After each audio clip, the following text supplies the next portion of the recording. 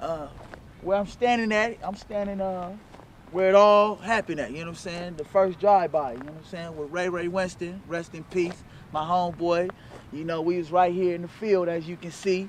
And, you know, and we trying to, basically, like I told you in the beginning, we just trying to give back, and we trying to let the young kids out there that's coming up, you know what I'm saying, let them know that if we can do it, y'all can change too, man. I mean, you know, nigga can't be a gang member all his life, you know? So, let's just try to, because I'm tired of going to funerals and seeing young brothers dying, and it really for no purpose, you know what I'm saying? I just want y'all to see and get something out of it, because this is positive. This is a positive documentary. I'm not glorifying the hood. I'm not glorifying myself. I'm letting y'all know the first drive-by, CVC, you know what I'm saying? And what can we do, you know what I'm saying, to change these young people's minds and stop them from going out there killing other young people, you know what I'm saying? So. My name is Michael, aka Seahawk, from the Columbia Villa Crips. I was considered one of the OGs, also one of the oldest members in the gang. And yeah, my testimony of what happened here is it's over 20 years, but it's a sad thing to think about sometimes. I mean, I reminisce about what happened, and it breaks my heart, because that's one of my friends and one of my buddies that could have still been here today if we had our minds and our hearts set on the right thing. But at that time, we really didn't. And the results of that comes in death. And Ray Winston was a young man who had many skills. And one of his skills was basketball. A lot of us played basketball. We had that skill and we loved the game. You know what I'm saying? But we also loved the challenge. And drugs and guns and bad influences got to us. And, you know, we lost hope of our dreams, and we took on a new hope that led to a dead end.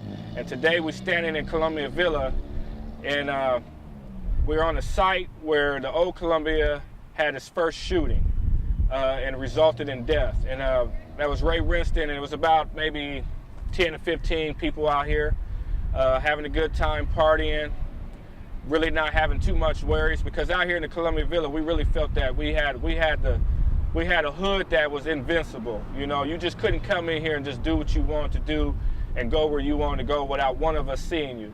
It was Crips all over this place. We lived at all areas of entry points. And, you know, we made sure we communicate. And on that night of the shooting, you know, we was all around. Some of us had guns, some of us didn't. But the thing about it is, if we was there, it would have been more than just one death at that time. But, you know, God, as God have it, you know, we took a lesson, and we took a hurt, and we took a loss. And in that loss, if you look back behind me, this is what's called the New Columbia. The New Columbia has changed. It has a Boys and Girls Club, which at that time it didn't have that. In the place where the Boys and Girls Club, they actually put up a police station to monitor us up in here in Columbia Villa. And which, you know, they did the best they could, but it wasn't working. On that night of the death, myself, I was on the north end of the Columbia Villa on my way to join them in the party. And when I got over here, the shooting had already happened. There was police on the scene. And my best friend, one of my best friends, Arthur Davis, who was also Ray Winston's best friend, was in the back of a police car. They said he was just too wild and just, you know, he was hysterical about the loss of a friend. And they took him that same night to the police station. For some of us that wasn't arrested, you know, we hung around and we just tried to figure out what happened. At that time, we don't know what happened. We just knew that bullets was flying everywhere. And when we look back on it, you see there's a house over here. And like I said, this is called the New Columbia. And what they did is they tried to bring a new thing to it. They're saying that, you know, it had a bad reputation. And they wanted to just clean it up. And by them coming in and cleaning out all the old houses and remodeling everything and then changing the landscape, they were hoping to bring change out here. And that's a good positive message, because that's why we're standing here today, because not only they brought change out here in the community, there was change within our hearts as we claim this community, as we have it tattooed on our arms and saying that, you know, we're Crips for life and we're here to represent. Well, we are back here to represent and say that this is our community, but we don't own any of these properties at this time. Well, we would like to, but we don't. But there is a change in our hearts and our minds. And so standing here today to say to you that once upon a time, we was looked at as very hopeless. And we had hope. We didn't have the right hope in our hearts. I'm 42 right now, get ready to turn 43. At that time, I was 21 and 20 years old. And at that time, you know, guns, drugs, anything to make a living, that's what it was all about. It was all about the money and banging. And today, you know, when I look back, I say it was not worth it whatsoever. I spent 10 years in the penitentiary. I've been shot at numerous times, hit in the face and hit in the back of the head. I've been on things that I shouldn't have been on, participated in things I shouldn't have been on, took advantage of women that I shouldn't have. You know, a lot of women like to just embrace evil.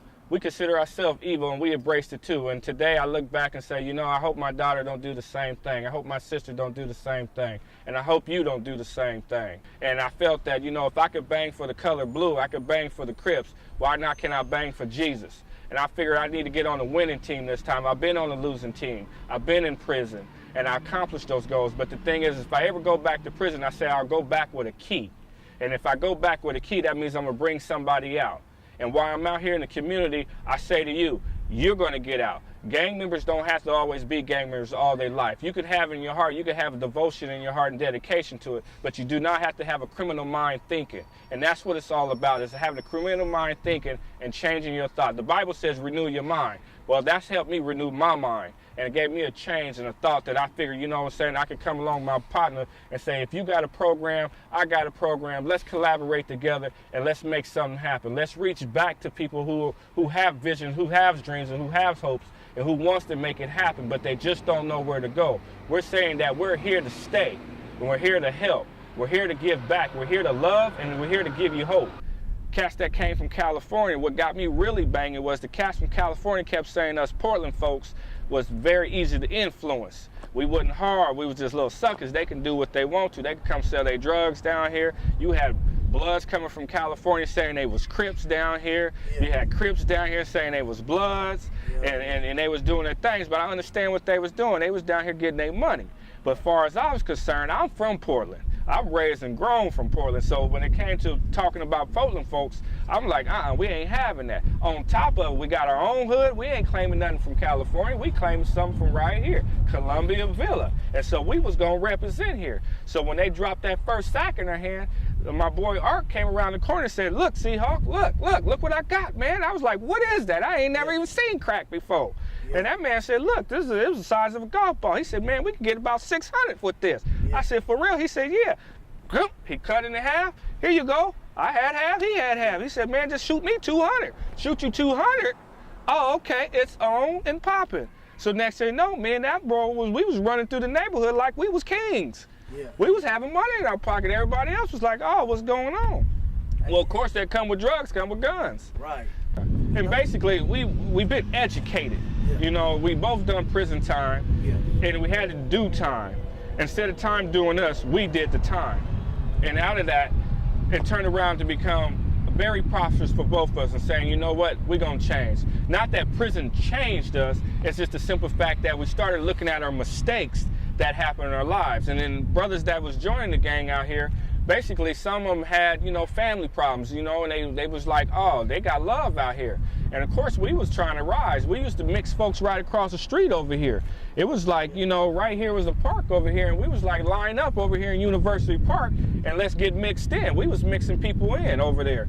And the thing about it is, boy, you had to go through this line. Some folks was getting knocked out. Yeah. You know, but we had to find out who had your back and who didn't, who was gonna run and who wasn't.